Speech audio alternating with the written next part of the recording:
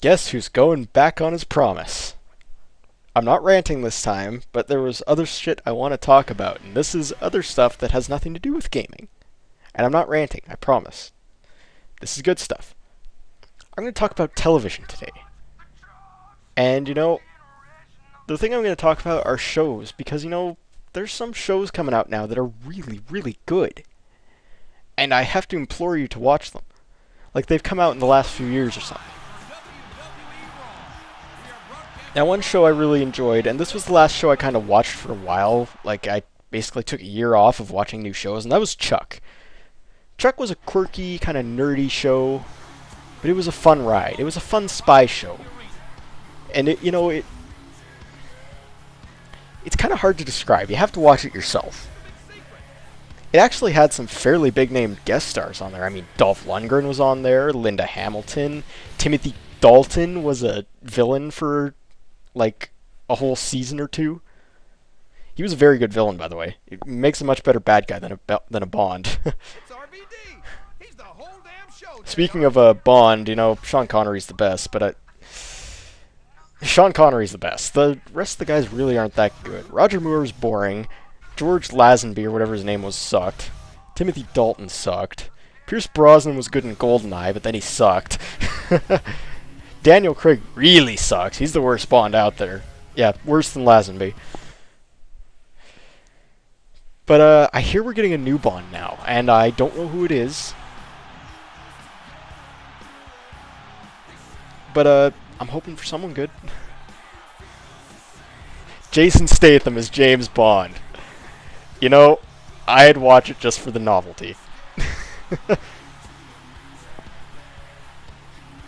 Okay, let's get back onto that. Back onto TV. Like I said, Chuck, good show. If you can hunt it down, watch it. Hunt it down. What am I saying? You'll just Netflix it.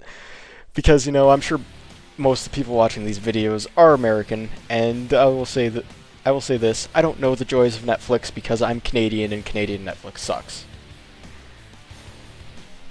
But I digress. I get off topic.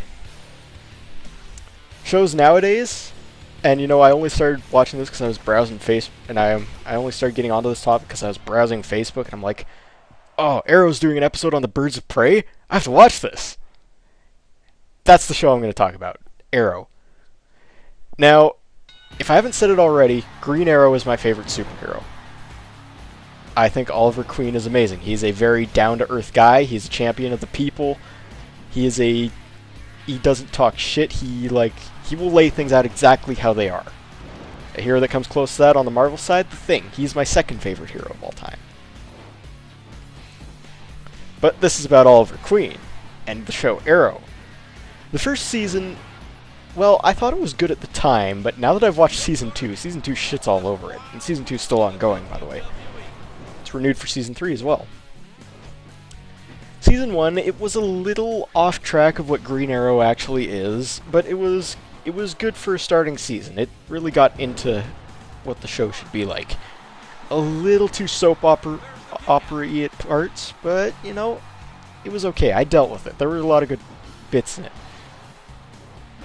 Season 2, however, has been a real kind of superhero drama, which has been awesome. Oh, it's been so great. I look forward to every new episode, and I hate when they go on a week or two hiatus. It pisses me off so much because I'm not getting my new Arrow fix that week. Seriously, watch the show. They're doing an episode on Birds of Prey. Last week they did or this week I guess it would have been last week. Wednesday, the 19th of March, they did an episode. I have a new message? What? Anyway, Wednesday, March 19th of 2014, they did an episode on the Suicide Squad, which was really good. Anytime Deadshot's on screen, I like it. They've brought in the Black Canary. They have brought in Bronze Tiger. They're talking about the League of Assassins, and that's Batman stuff. DC used to be strict on their Batman stuff. They're like, no, you can't use that shit anywhere else. If Two-Face is appearing in this, he can't appear in anything else. They gotten a little lax on that, though. And I mean, they haven't shown any of the big main players. Like, we haven't seen Ra's or Talia al Ghul. But Ra's has been mentioned, and we have seen his other daughter, Lissa, I think her name is. Or is it Nissa? I can't remember. But she's a lot more minor, mind you. And then, you know, like I said, Deadshot, he's a Batman villain too. A minor one, mind you, but he's a Batman villain. And so is Firefly, who's appeared. And, by the way, going off topic, back onto the video, Spike Dudley ran in and started beating the shit out of me. I don't know why Bubba didn't get disqualified for this, but, you know, that was bullshit. I almost lost this match because, for some reason, Spike decided to run in. Anyway, back to Arrow. Another character who's appeared, the Huntress. And you know where I'm going with that. That's going into Birds of Prey with Black Canary. And the Huntress, you know, that's definitely more of a Batman name than a Green Arrow name, for sure. That's probably the biggest Batman name they've had appear. Although, last week there was a Harley Quinn cameo. Just a cameo, I mean, the actress didn't say anything. It was voiced over by a... It sounded like it was voiced over by Tara Strong. But, you know, that gives me a lot of hope. Maybe they're going to tie the Arrow TV series into this Justice League movie they're coming up with. And another thing that ties into is The Flash, who's getting his own TV series. I'm actually excited for that, because The Flash is another one of my favorite DC heroes. By the way, yeah, I just ate the Bubba Cutter there. Do I kick out? Yes! I kicked out of the Bubba Cutter. Oh, it's still going on, this match. I'm jumping all over topics here. I'm going back and forth from Arrow to wrestling, from superheroes to video games. But hey, I'm high energy today. I don't know what it is because I didn't sleep with shit last night, but I feel great right now. Watch Arrow. The other show I want to talk about is Sleepy Hollow. And that has to be the biggest surprise to me this season. I mean, I didn't expect much from this show. Ichabod Crane comes back, and I'm like, it's just going to be another one of those shitty Tumblr favorite shows, you know, like Supernatural, Doctor Who, and I don't like those shows. The Tumblr crowd is all over them, but I don't like them. But Sleepy Hollow really surprised me. I thought it was going to be... Okay, it is hokey. It's definitely hokey. But I thought it was going to be, like, so bad, and all this thing that all the nerds find funny, all these things that all the nerds find funny these days would be in it. And it's like, I don't know, I just don't share that sense of nerdy humor. You know what I find funny? I find people getting beat up funny. I'm awful like that, but that's what I find hilarious. I find when people insult each other funny. That's why I like Whose Line Is It Anyway so much, which is coming back tonight. I need to record that. But I find that stuff hilarious just because I like watching them insult each other. Whether it be about Ryan's nose, or Colin's hairline, or Drew's weight, or Wayne being black. I find that shit hilarious.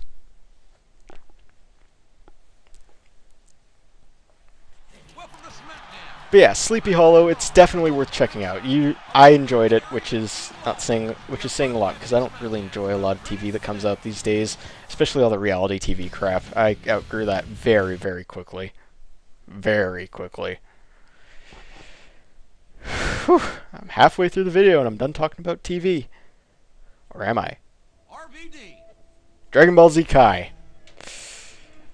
Oh man, this is a bit more of a touchy topic. I'm definitely a fan of the original Dragon Ball Z, and you know, I watched it all the way through.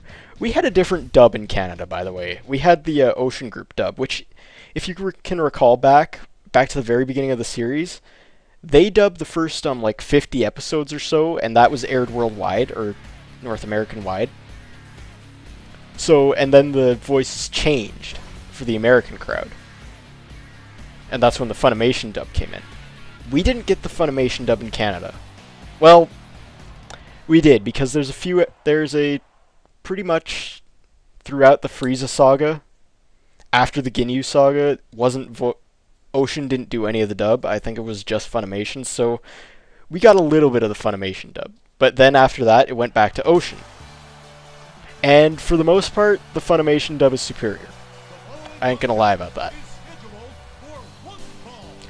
However, the Ocean dub, the best voices from it are better than the voices from the Funimation dub. And you might be wondering, why am I going into such detail about the dubs here? Aren't you just going to talk about Dragon Ball Z? Well, that's the thing. In Dragon Ball Z Kai, it is Funimation, but they changed some of the voice actors. Some for the better, like Frieza. I love Frieza's new voice actor. He Like, look, Linda Young she put her everything into the role. She worked with it as best as she could, and I respect that. But the new guy, Chris Ayres, or whatever his name is, he's better. He's just so much better. And, I don't mind Guldo's new voice. I don't mind Raccoon's new voice. No, Raccoon didn't get a new one. Birder got a new voice. Jace's new voice sucks. I think Christopher Sabat should have stayed with that. But, you know, he's getting older, and he definitely can't do the raspy and deep voices that he used to. You can definitely hear that in Vegeta's voice. A bit in Yamcha's, too. But the one I have the biggest problem with is Gohan. Kid Gohan. And there's a reason for that. It's not because I hate the change, it's because Colleen Clinkenbeard is the worst, absolute worst voice actress I have ever heard. She's awful. I don't know how she has a job. She's just so god-awful in everything. As Luffy, as all the voices she does in Dragon Ball Z. Ow, I just hyperextended my finger. I shouldn't do that again. But in everything. I just don't get it. Unless she is voicing an over-the-top vain woman, she can't do another voice. That's the only thing her voice lends to. And I hate it. I just hate her. I mean, she's not even so bad that it's funny, like Symphony of the Night is. She's so bad that it's bad. Oh, just thinking about it makes me cringe. But other than that, Kai does a very good job with the dub. It stays faithful to the manga and the Japanese dub. Speaking of which, I hate the Japanese dub too. Yeah, I mean, not because I don't understand it, I just think it's a bad dub. And the One Piece Japanese dub is just fine, it's perfect. I like it better than the Funimation dub. But the Japanese Dragon Ball dub, hate it. Really hate it. So I'd say overall, the original... It's kind of a toss-up between the original Funimation and the new Funimation dubs. But Kai is really good for that. Like, remastered scenes, it all looks better, it sounds better, it stays faithful to the source material, and they're finally going up to the Buu Saga. A bit of a fun fact, I haven't seen every episode of Dragon Ball Z, and by that I don't mean like, oh, I've missed like 5 episodes over like almost 300. I mean, like, I have missed a good chunk of the series starting from the World Tournament Saga onward. I also haven't seen, actually, yeah, that's it. Like, I've barely seen anything of the Majin Buu Saga. Like, I've seen the Super Saiyan 3 fight. The Fusion Saga, I've seen the Vegito episodes, and I've seen when Gohan comes back. I missed most of the stuff with Gotenks. And Kid Buu, I've barely seen any of that except the end with the Spirit Bomb and then the last episodes. I really need to watch the actual series through one time, but you know, it's 300 episodes. I guess it's 300 episodes. I mean, I don't even watch One Piece. I could not start watching that now. It's like 500, 600 episodes, and like it's 750 chapters right now. I read the manga ongoing. That's it. But yeah, Dragon Ball Z Kai, I actually do recommend that. People should watch that. It's quite fun, actually. Quite good for the most part, except calling Clinkenbeard. But, you know, she sucks in everything, so you can't do much about that. And since I'm on the topic of Dragon Ball Z, if I didn't mention this already, I think I did, though. I'm starting a Dragon Ball Z-a-thon, and it's going to start with Dragon Ball Z Budokai 1 on the PS2. And I have a bunch of other games to look at. I mean, let me just count them off in the middle in my head so you guys don't hear it.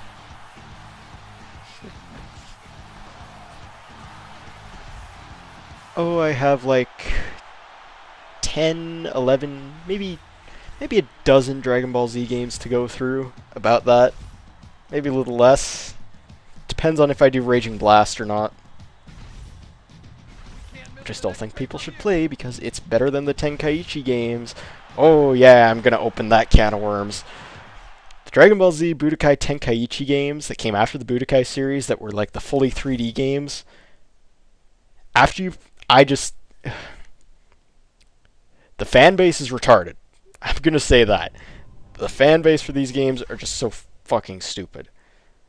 Oh, look, we have 170 characters. This game is awesome. Well, having all those characters is awesome, but you know, the gameplay is boring as shit.